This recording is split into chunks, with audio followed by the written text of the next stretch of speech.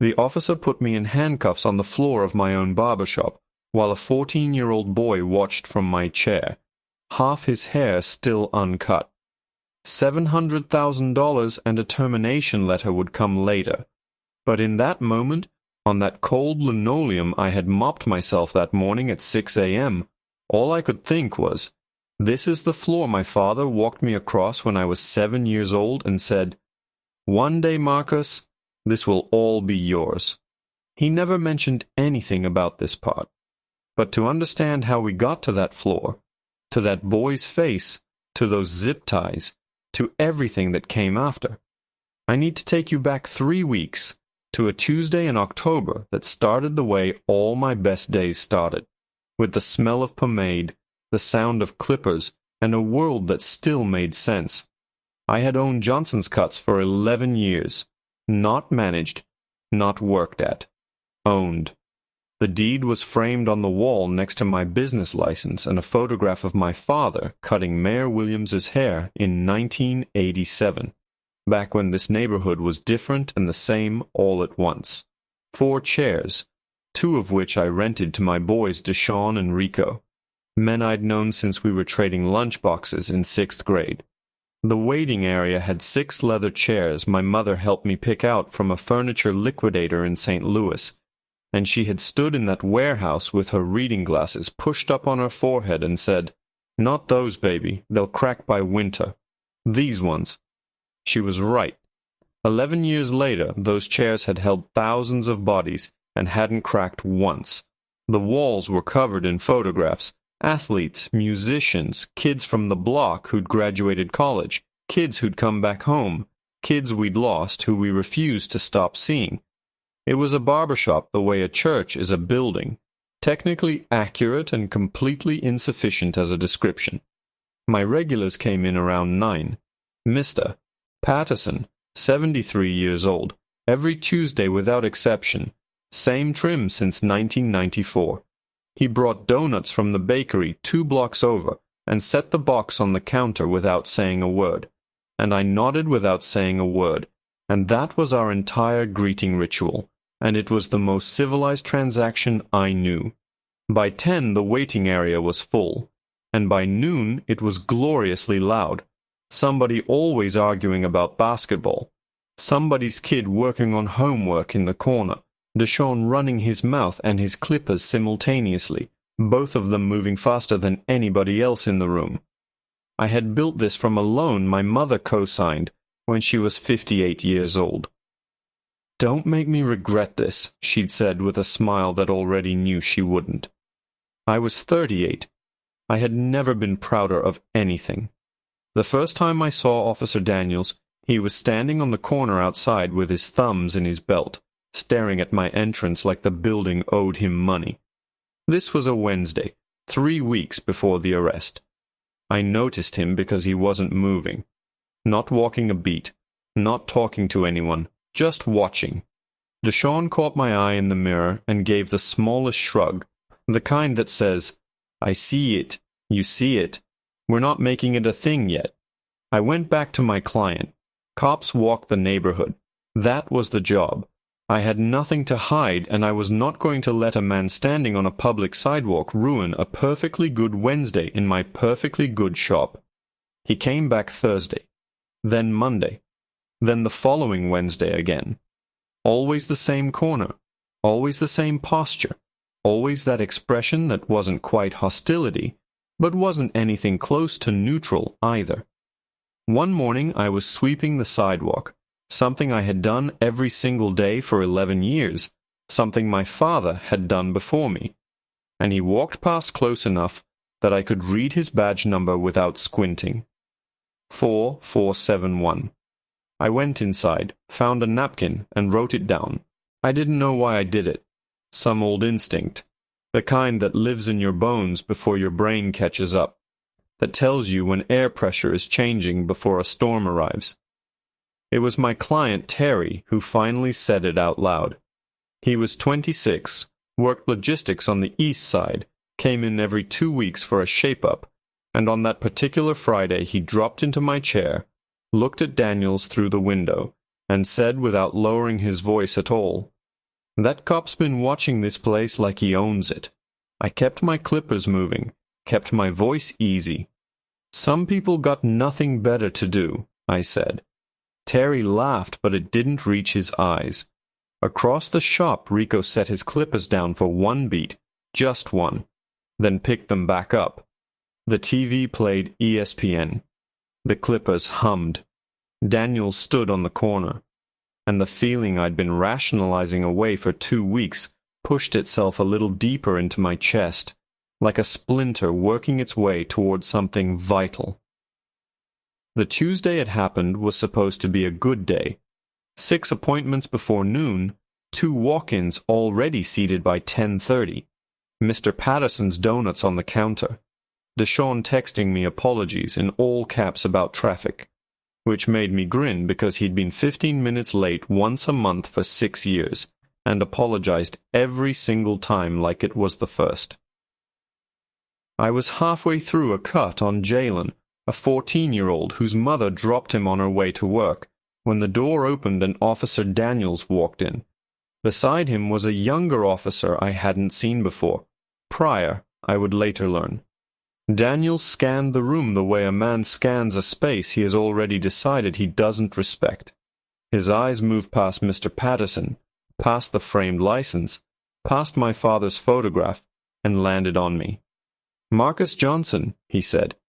Not a question, a declaration. I set my clippers down, slowly, deliberately. My father taught me, when someone watches you, never let them see the flinch. "That's me," I said. "This is my shop." "We've received a complaint," Daniels said, moving further into the space as if I'd issued an invitation, "about controlled substances being sold from this location." The room went still. That particular quality of stillness, where suddenly you can hear everything, the refrigerator behind the counter, the television nobody was watching anymore, Mr. Patterson's coffee cup touching down on the armrest with the careful precision of a man trying not to breathe too loud. Jalen sat motionless in my chair, half his hair undone, his eyes in the mirror wide enough to swallow the whole room. My chest felt like something cold and heavy had been lowered into it. "There are no substances being sold from this location," I said. My voice was steady.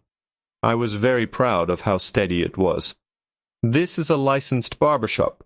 You can see my license right there." I nodded toward the wall. Daniels looked at the license. Then he looked back at me with an expression that made it clear the license was not what he'd come for. "I'm going to need you to step outside with me," he said. "On what grounds?" I asked. "Sir, step outside." "I'm in the middle of a haircut," I said. My voice was still steady. "There is a child in my chair. I'm asking you what legal grounds." What happened next took less than 20 seconds. Daniel said something into his radio I didn't catch. He moved toward me. I took one step back. Reflex, not aggression, the kind of step a body takes when it senses something coming. And apparently that was the movement he had been waiting for, because his hand was on my arm before I finished the motion. Then everything became the floor rushing up, and my cheek against the linoleum, and the cold plastic of zip ties on my wrists, and Jalen making a sound behind me that I will carry in my body until the day I die, a sound no 14-year-old should make. "Mr. Patterson said, 'What in God's name?' in a voice I had never heard from him across 11 years of Tuesdays. A voice worn smooth by 7 decades and still not prepared for this. The shop smelled like pomade and fresh coffee, and something new underneath all of that. Something sharp and metallic that I eventually recognized as fear. My own. I remember the texture of the linoleum under my cheek. I remember thinking, I mopped this floor this morning. I remember thinking, my father walked me across this floor when I was 7 years old. $472 in the register. License on the wall. 11 years. And this man was doing this to me in front of a child, in front of Mr. Patterson's donuts, in front of every photograph on every wall. They walked me out in zip ties through my own front door, Through the window of the patrol car, I could see Rico standing in the doorway with his phone raised recording. Even then, in that specific cold humiliation, something in my chest released the smallest fraction of its grip. Evidence. At least there would be evidence. I didn't know yet how much I was going to need it, or how much worse things were about to get before a single thing got better. They held me for 6 hours. 6 hours in a processing room that smelled like industrial cleaner and old coffee, sitting in a plastic chair with my wrists marked from the zip ties, watching a clock on the wall move with the particular cruelty of clocks in rooms you don't want to be in. The charge written on the booking sheet, possession with intent to distribute, was so absurd that for a moment I actually laughed. One short sound, nothing funny about it. The officer behind the desk looked up at me. I stopped. A man in my situation doesn't get to laugh at absurdity. That was the first lesson of the night. The system had a very specific idea of how I was supposed to behave, and amusement was not on the list. My attorney, a woman named Carla Reeves, who had been handling civil rights cases in this city for 19 years, arrived at 9:15 in the evening with a leather briefcase and an expression that I would later come to recognize as her working face. Not warm, not cold. Precise in the way a scalpel is precise. She sat across from me, set the briefcase on the table, and said, "Tell me everything. Start with the badge number." I pulled the napkin out of my pocket. I had kept it through the entire arrest, through processing, through 6 hours in that plastic chair. A little crumpled, slightly damp, but readable. 4471. She looked at it, and something shifted in her eyes, quick as a blink, gone before I could name it. "You wrote this down before today," she said. It wasn't a question. 3 weeks ago, I said. She nodded slowly. "Good," she said. "That's very good, Marcus." I didn't understand what she meant until the next morning, when she called me at 7 a.m. and said, "The DA dropped the charges." I was sitting at my kitchen table, hadn't slept, had been staring at the same cup of coffee for 40 minutes while it went from hot to cold to something I didn't want anymore. When she said those words, my hand tightened around the mug so hard my knuckles ached. "On what basis?" I asked, though part of me already knew. "On the basis," Carla said, with the measured satisfaction of someone who has been waiting for a very specific moment, "that there was no probable cause. There never was. And because your employee recorded the entire thing." She paused. "Rico got it all. Entrance, arrest, the floor, everything." I set the phone down on the table without ending the call, and pressed both hands flat against the wood and breathed. The coffee sat in front of me, cold and dark and untouched. I had mopped that floor. My father had walked me across that floor. And now a video of me on that floor was going to do something. I could feel it the way you feel weather coming, in your bones before it arrives. But then came the first twist, and it was the kind that makes everything worse before it makes anything better. Carla called again 2 days later. Her voice had a new quality, still precise, but with something running underneath it, a current I hadn't heard before. "I pulled Daniel's record," she said. "He's done this before." The cold settled into my chest like something poured in from outside. "How many times?" I asked. 3 documented complaints in 4 years, she said. 2 black business owners, 1 black resident. Complaint, internal review, cleared each time. She let that sit for a moment. "But there's something else. The complaints were reviewed by the same supervising sergeant. Every single one." I didn't say anything. The refrigerator hummed. Outside, a car passed. "His name is Garrett," Carla said. "Sergeant Brian Garrett. He's been running interference for Daniel since 2019. The cold in my chest spread to my hands. 3 times. 3 people before me. 3 times this man had done this to someone in this city, and 3 times someone had looked at the paperwork and said, "Cleared." I thought about the napkin in my pocket. I thought about those other 3 people and whether any of them had written anything down, and what had happened to them anyway. I called Deshawn that night. He picked up on the second ring, which meant he'd been waiting. "You good?" he asked before I even spoke.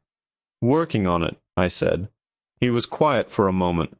Then, "Rico's video got 400,000 views." I didn't say anything to that either. 400,000 people had watched me get put on my own floor. 400,000 people had seen Daniels' badge number, his face, his hands on my arms, Jalen frozen in the barber's chair. I didn't know yet whether that was power or just exposure, but I was starting to understand that in cases like mine, sometimes those were the same thing. The second twist came from a woman I'd never met.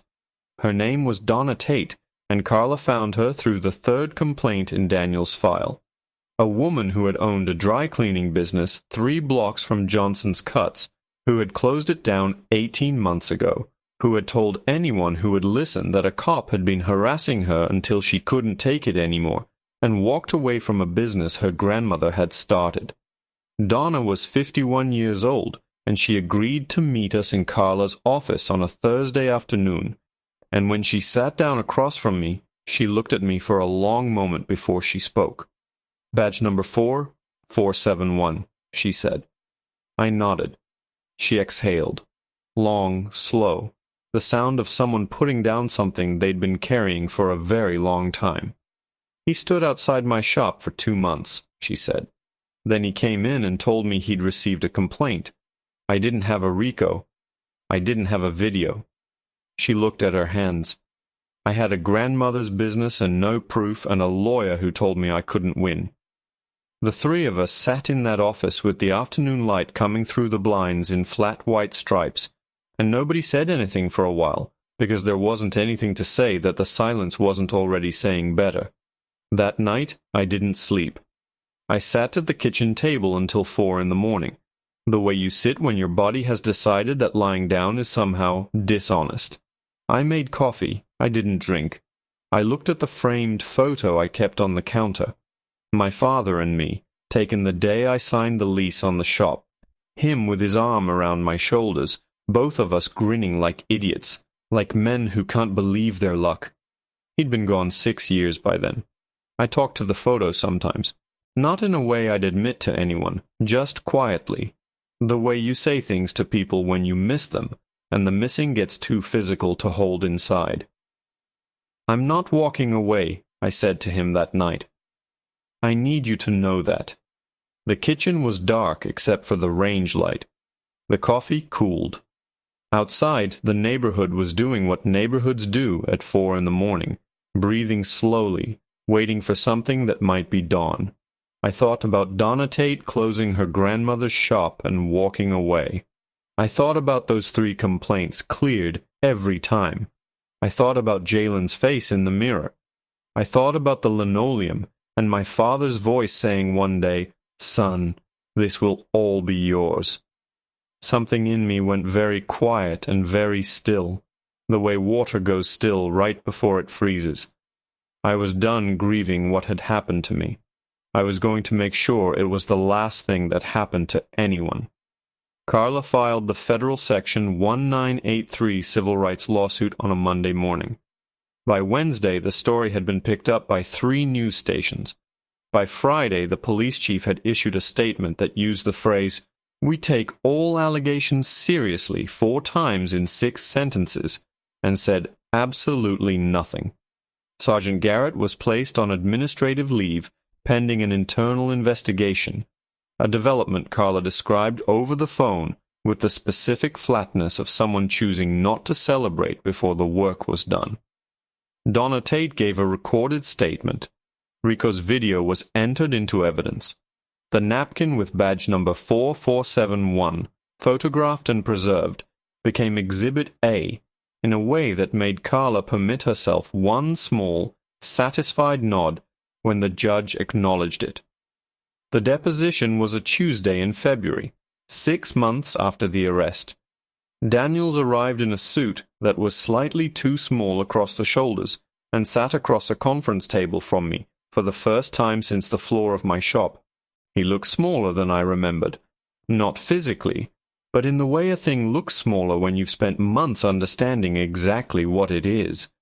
His attorney, a man named Schiller, who had clearly advised his client to say as little as possible, sat beside him with his hands folded. Carla had told me before we went in, "Let the video do the talking. Your job is to be calm." I was calm. I had been calm since 4 in the morning at my kitchen table in February of the year before, when something in me had frozen and stayed frozen. I sat in that chair, and I answered every question with the precision of someone who has had 11 months to rehearse the truth. "Officer Daniels," Carla said at one point, sliding a document across the table, "can you identify the date of the last complaint filed against you prior to the Johnson arrest?" Schiller objected. The objection was noted and overruled. Daniels looked at the document. His jaw tightened. A small movement, but the room was very quiet, and we all saw it. He named the date. "And who conducted the review of that complaint?" Carla asked. Daniels's eyes went to his attorney. Schiller gave the smallest shake of his head. "Too late." "Sergeant Garrett," Daniels said. The words came out flat, stripped of everything, like he already understood what they meant, and was simply waiting for the sentence to finish being pronounced. Donna Tate's name came up 4 minutes later. I watched Daniel's face when he heard it. Something moved behind his eyes. Not guilt exactly, not remorse. Something more mechanical, the expression of a man recalculating odds. "How many people, Officer Daniels?" Carla said, her voice as even as poured concrete. "Did you need to destroy before someone wrote down your badge number?" Schiller was on his feet immediately. Carla withdrew the question. It didn't matter. It was already in the room, and everyone in the room had already heard it, and Daniel's face had already answered it with a silence that was louder than anything he could have said. I kept my hands flat on the table. I kept my breathing even. I had one thing to say, and I was saving it. The settlement conference happened on a Thursday morning in early spring, 8 months after the arrest. The city's attorneys had been quietly adjusting their number upward for 3 weeks, which Carla said was a good sign, delivered in the tone of someone who has been doing this long enough to know that good signs are not the same as good outcomes.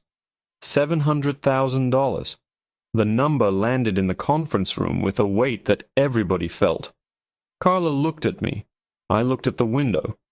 Outside, the city was going about its business.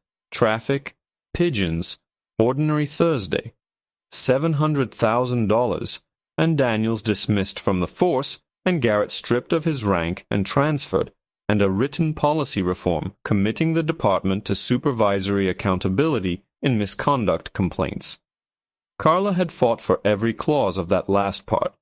She said it was the most important part. I believed her. We shook hands across the table. The city attorney, a woman who had the look of someone doing a job she had complicated feelings about, met my eyes briefly before she looked away. I thought about whether she would think about Donna Tate's grandmother's dry cleaning business tonight, and whether it would matter. Probably it wouldn't. But the policy was in writing now, and writing had a way of outlasting the feelings of the people who'd signed it. I drove to the shop afterward. It was mid-morning on a Thursday, and the place was open. Deshawn had kept it running through all of it, the way he'd kept it running through everything, which was the thing about Deshawn that I had never properly articulated, and probably never would. I parked outside and sat in the car for a moment, hands on the wheel, looking at the door. The same door. The same sign my father had helped me hang. The letters slightly uneven because we'd had 1 beer too many, and miscounted the spacing and laughed about it and decided it was fine. I got out of the car. I unlocked the door with my key, the key I'd earned, the same key I'd been using for 11 years, and I walked inside. The shop smelled like pomade and fresh coffee, and the particular warmth of a room that has been full of people for a long time. Deshawn looked up from his chair. He didn't say anything. He just nodded, one single nod, and turned back to his client. Mr. Patterson was in my chair, waiting, and the donut box was already on the counter. He looked at me over his reading glasses with that expression that is not quite a smile, and not quite anything else. The expression that belongs to men who have lived long enough to know that some things don't need to be said. "You ready?" he asked. I picked up my clippers. They hummed, warm and familiar, exactly as they always had. "Ready, Mr. Patterson," I said. Months passed. The city implemented the new oversight protocols in November, which made the evening news for one segment and then disappeared into the ordinary business of a city moving forward. Daniel's dismissal was briefly appealed through the police union and then quietly dropped when Carla made it clear that she was prepared to introduce additional evidence that nobody in that arbitration wanted to see introduced. Garrett retired, officially, at the end of the fiscal year. I heard through a former client that he was doing security consulting, which was either ironic or predictable, depending on your perspective. Donna Tate came into the shop one Saturday in December, just walked in off the street, and sat in my waiting area for a moment looking at the photographs on the walls. I came over and stood beside her. "My grandmother used to bring me to a place like this," she said. "Felt like the whole neighborhood was here." "Still is," I said. She nodded. She got up to leave, paused in the doorway, and turned back. 4471, she said. "Just those 4 numbers." I nodded. She walked out into the December light. The last Saturday of that year, I came in early, before anyone else, before the appointments, before Mr. Patterson's donuts. I unlocked the door in the cold morning dark and turned on the lights and stood alone in my shop for a while. The photographs were all still there. My father was still cutting Mayor Williams's hair in 1987. The business license was still on the wall. The leather chairs my mother had picked out in St. Louis had not cracked. I walked to the center of the room, and I stood on the linoleum floor, the floor I mopped every morning, the floor my father had walked me across 31 years ago. I looked down at it, just clean linoleum, a floor in a shop that belonged to me. I had mopped it myself that morning, at 6 a.m., same as always. And for the first time in 14 months, standing on that floor felt exactly like what it was. Standing on my own ground, in my own shop, that nobody was ever taking from me again.